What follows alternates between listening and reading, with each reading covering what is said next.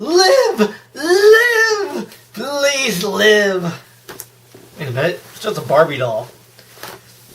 Man, wish I was a genius. Well, I don't know. I mean, they weren't really geniuses, but anyway, this is Goofy Science Week on Justin Zone. We're going to start with 3 films that have to do with comedy and science. And of course, what better one to start out with than, the one that pretty much has science in the name, or most of them actually, except for the last one. But still, anyway, we're talking about weird science. This is the Justin Zone.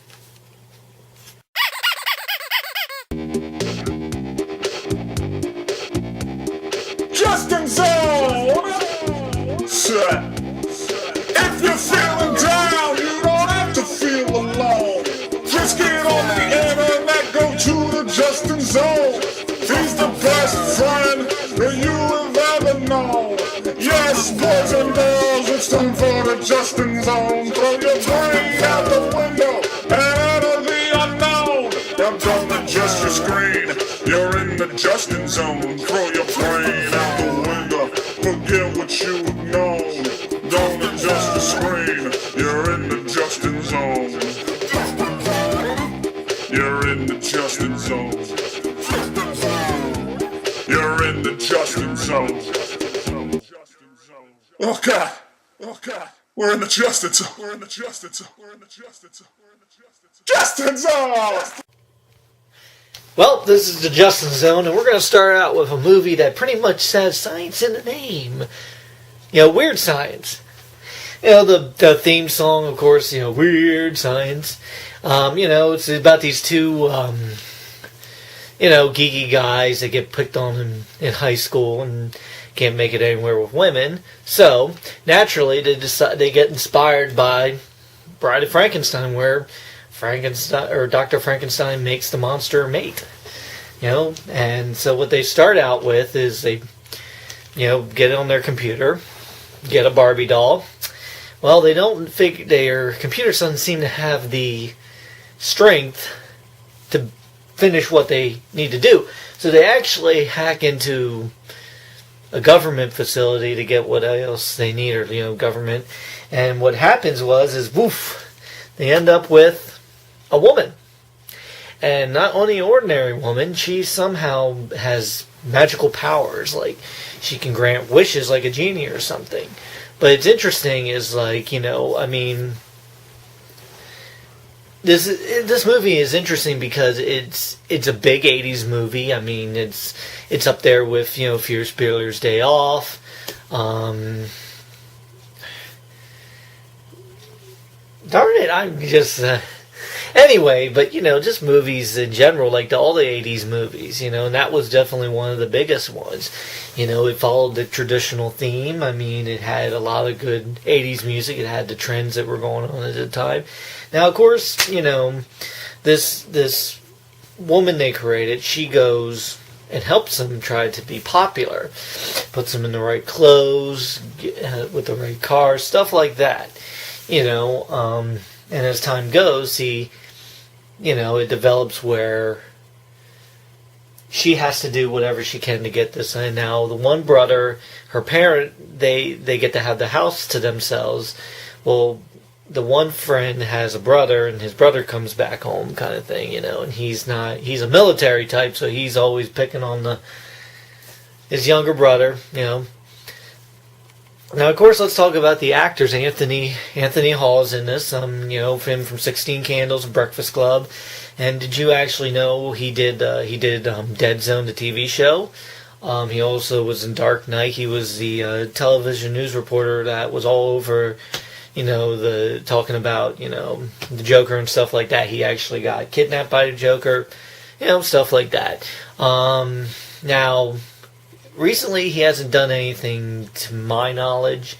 Same goes for, the other best friend and girl who played the creature, or the monster, whatever you want to really call her. She actually has done she's kind of kept her career, like, it's weird. Like, after the 80s, some of these actors you never see anymore. Like, like Anthony Hall was a part of the Brat Pack. You had, girl from, huh? You had the girl from 16 Candles. You had, Molly Ringwald. You had, Emilio Estevez. Judd Nelson. Thank you for commentary from the back.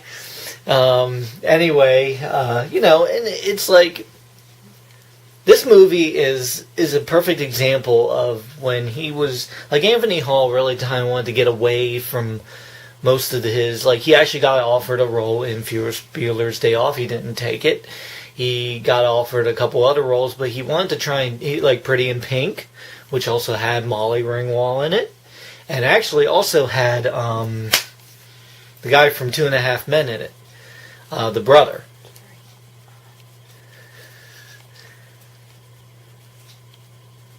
Anyway, it's just interesting to see. He wanted to. John Cryer. So thank you for again from the Peanut Gallery. Anyway, so it's a great movie. Like, of course, Robert Downey Jr. was in it. I actually, if you watch the credits, he's actually credited as Robert Downey. He wasn't Robert Downey Jr. He is actually the bully in this one. Him and Anthony Hall were actually really good friends. Apparently they were on SNL sometimes together, or they did do an SNL thing. I mean, that was the thing. Like, you have your career, and then sometimes you would do an SNL. I mean, but if you're really into it, did you know that Weird Science ended up actually being a TV show? Adam West was actually in an episode, which is funny. I don't know who else was in it. I didn't see many of the episodes. It was a USA thing. Like, USA did that with a lot of the old 80s movies. They had Ferris Bueller's Day Off actually had a TV show, stuff like that. And of course, like, I got my goggles on. I'm trying to go for the whole weird science thing, I mean, it doesn't look much like a lab, not making much chemicals in here or anything, unless I'm eating a lot of food and making some gas. Ha ha ha ha. Yes, I know. Corny jokes. Anyway, so, it's good to be back for a new year. I'm glad to come back with some more movies. I got my next movie lined up, and, too bad it would be nice to see what if you could create your own person out from just plastic people. Oh my god, the head came off. Oops. At least I didn't ask her to. At least you're not going to get ahead of the class with that joke. Bad joke. Anyway, of course, Weird Science was like one of the big science movies. I got a couple other lined up that you probably not might remember, but the other one is Real Genius with Val Kilmer, and the other one is My Science Project. So anyway, this has been the Justin Zone. Stay safe and don't blow yourself up doing experiments. Justin Zone. Yay. Woman.